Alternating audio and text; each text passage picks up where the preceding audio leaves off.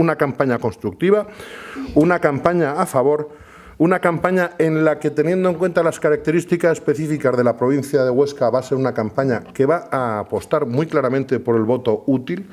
En la provincia de Huesca elegimos 3 diputados y 4 senadores.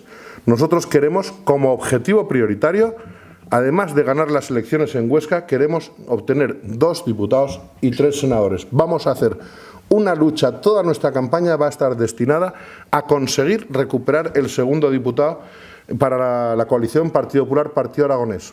Porque en Huesca, señoras y señores, se eligen 3 diputados. El primero será de esta coalición, el segundo será del Partido Socialista y el tercero nos lo disputamos entre Podemos y la coalición PP-PAR. Repito, entre Podemos y la coalición PP-PAR. Y eso es lo que tienen que saber los altoaragoneses cuando se dirijan el día 26 de junio a votar.